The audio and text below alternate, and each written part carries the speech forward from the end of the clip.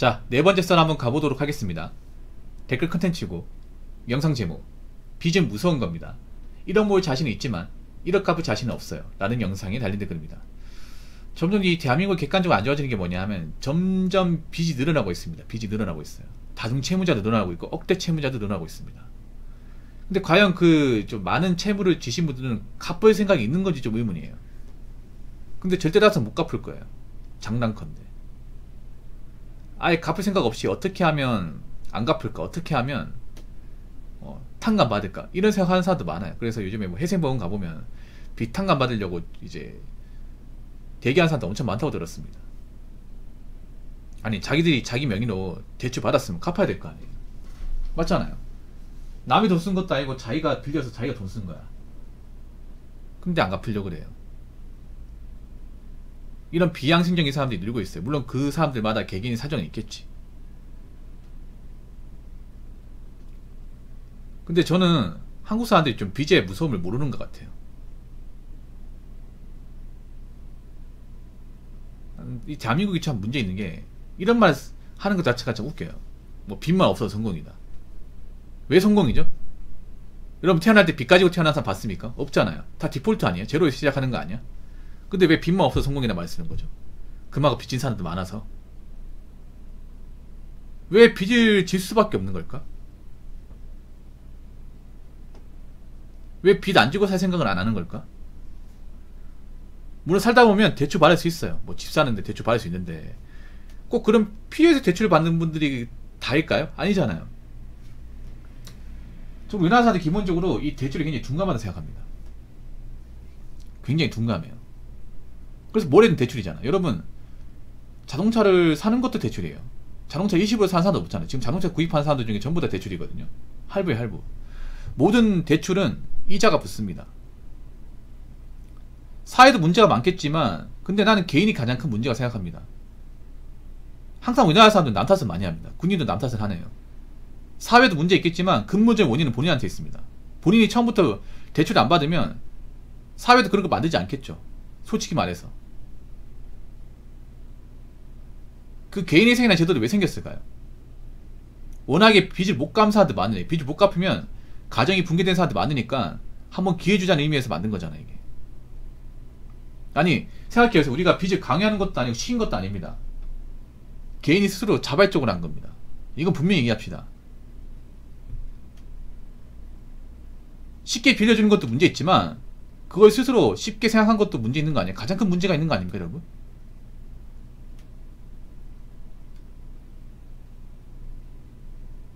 되도록이면 대출 안 받고 살 수 있는 거잖아요. 근데 우리나라 사람들이 기본적으로 뭔가 대출 받는 것에 대해서 좀 둔감한 것 같아요. 뭔가. 물건을 구입할 때도 마찬가지야. 할부로 구입하고.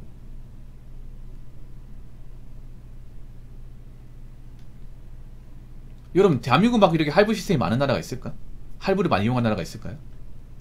외국 사람들 보면 놀랄걸요? 자동차 살 때 뭐 돈도 없는데 할부로 이렇게 다 캐피탈로 해가지고 매달 나가는 돈 내고 차 구입한다고 놀랄걸? 외국 사람들 그거 모를걸요? 왜냐면 외국 사람들이 이제 한국은 놀리는 게 세단차가 많으니까, 큰 차가 많으니까 한국 사람 돈 많이 버는 생각하는데 이걸 다 대출로 샀다는 생각을 안 할걸요 아마? 모르죠 이게. 외국 같은 데 그런 시스템이 없다 보니까. 없어요. 근데 이걸 알게 되면 어떻게 생각할까? 야, 깡도 좋네. 어? 야, 무슨 수로 갚으려고? 야, 유지하기 버거울 것 같은데. 이 생각 되지 않을까, 여러분? 우리나라 사람만큼 거칠에 굉장히 많은 좀 리스크를 감안하고 하는 사람들 얼마나 있을까, 여러분? 뭐, 물론 차가 꼭 필요한 사람도 있겠지만, 차가 필요하지 않은데 남자한테 꿀리지 않으려고. 사회적 뭔가 있어 보이려고, 무시 안 받으려고 구입하는 사람도 꽤 많잖아, 남자들 중에. 솔직한 말로. 그래서 카푸어가 안 없어지는 거 아닙니까? 물론 그런 사람도 대한민국 경제를 위해서면 필요한 사람이긴 하죠. 문제는 그런 거예요. 이 빚을 안 갚으면 무조건 발목을 잡아요.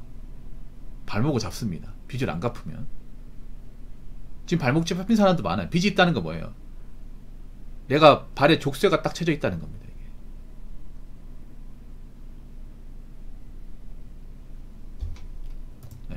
족쇄가 딱 쳐져 있는 거예요.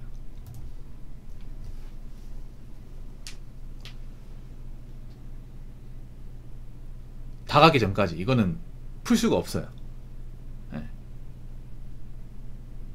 제가 알기로는 그래. 빚을 많이 진 사람은 악몽을 꾼대요. 잠을 못 잔대요. 불면증이 시달린대. 왜냐? 혹시나 길 가다가 누가 나를 납치하지 않을까? 내가 빚 안 갚았으니까 누가 나한테 뭔가 좀 복수하려고 오지 않을까? 이런 불안감이 있대, 이게. 빚이 많은 사람들은. 그래서 밖에도 못 나가고 문도 막 이중상중 걸어 잠그고 전화도 안 받는다 그래요. 왜 그럴까, 이게? 내가 빚 제대로 못 갚고 있으니까. 못 갚으면 어떻게 돼요? 계속 전화 올 거 아니에요. 돈 달라고. 돈 받아야 될 거 아닙니까? 모든 금융기관에 뭐가 있어요? 그 채권 추심하는 직원이 있죠. 돈 갚으라고 하는. 돈 안 갚으면 어떻게 돼요? 카드사나 아니면 이제 금기관에서 우편 날라올 거 아니에요? 빨리 갚으라고. 그럼 어떻게 돼요? 계속 압박받는 거 아니에요? 여러분 돈 안 갚는 사람 가만 놔둡니까? 대한민국에서? 가만 안 놔두잖아요.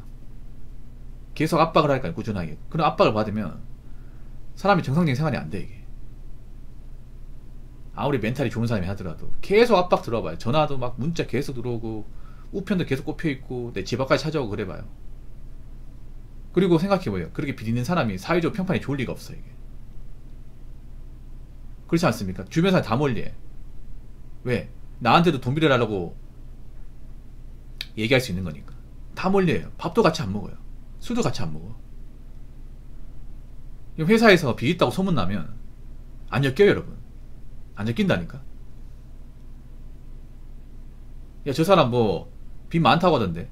그런 얘기 듣잖아요. 같이 일 안 하려고 할걸? 잘릴 수 있습니다, 여러분. 보통 좋은 회사 같은 경우에는 채무관계 이런 거 많이 따지고 채무가 안 좋으면 많이 받아주지도 않아요. 취업도 잘 안 돼.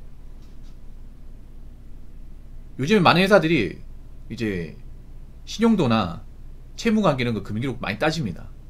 왜냐, 객관적으로 그런 빚 있는 사람들이 직장 돈을 오래 버티지 못하고 문제나 말썽을 일으키거든요. 그걸 알기 때문에 웬만하면 채무관계가 안 좋다거나 좀 과도한 채무가 있는 사람들은 안 받아요, 이게.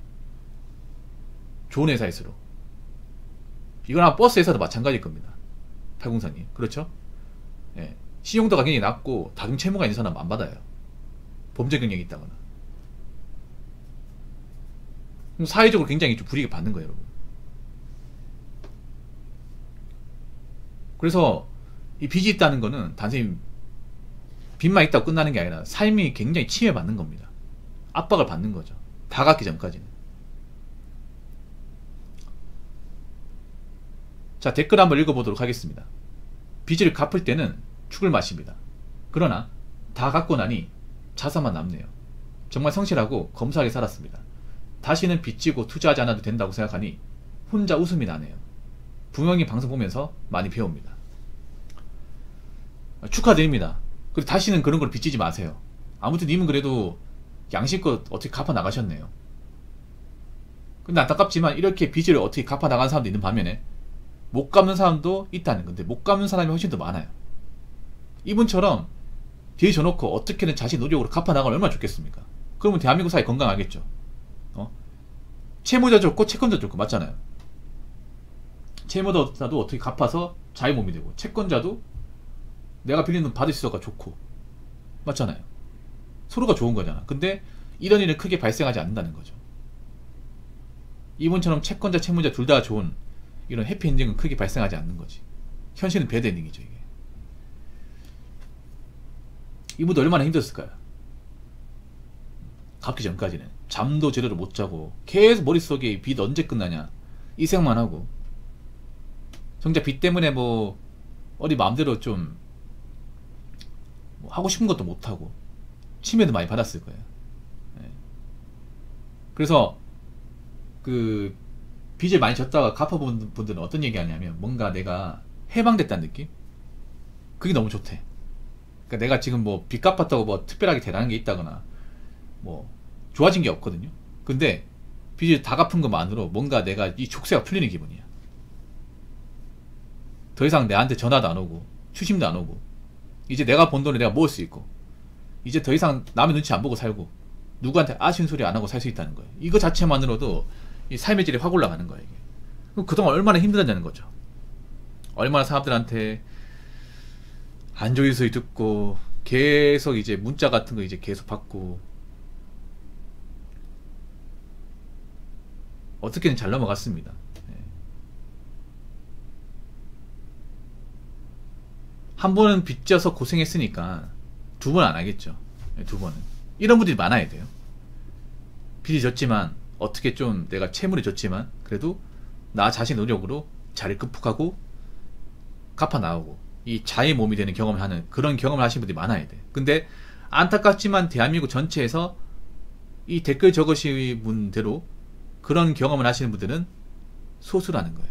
안타깝지만 길이 졌지만 자기 가진 능력과 기질로 잘 극복하고 이 자유인이 되는 사례는 많지 않다는 거예요. 그러면 나머지 다수는 어떤 거예요? 빚을 졌지만 점점 못 갚아 나오고 그것 때문에 계속 압박받고 그리고 빚을 못 갚을 것 같으니까 어떻게 회생이나 받자 아니면 파산하자 배째라 나오는 사람이 다수라는 거예요. 점점 대한민국이 어떻게 되냐면 점점 빚을 진 사람들이 갚기 힘들어지고 있습니다. 왜 힘들어지냐? 일단 간단합니다. 빚을 갚으려면 어떻게 해야 돼? 일을 많이 해야겠죠. 근데 그런 일자리가 많이 없어요. 일을 가지 않고 해야 되는데 요즘에 일자리도 굉장히 치열합니다. 보통 이 배달 라이더 분들 중에 빚 있는 사람들 많거든요. 빚 갚으려면 어떻게 해야 돼? 배달을 많이 뛰어야 되죠. 근데 요즘 배달 경쟁자가 너무 많잖아. 그렇지 않습니까? 그리고 물가도 올랐습니다. 물가도. 빚 갚은 분들도 밥 먹어야 되고 세금 내야 돼요. 근데 세금보다 심해지죠. 그럼 나간 돈 많아지죠. 거기다가 대출금리도 올라가죠. 그럼 내가 내야 되는 돈이 많아지죠. 이게. 이자 부담이 더 심해지죠. 그러다 보니까 과거 대비 점점 빚갚는 난이도 올라가는 거예요. 그럼 어떻게 돼요? 점점 이 빚을 제대로 책임지고 갚아나가는 사람이 줄어드는 겁니다.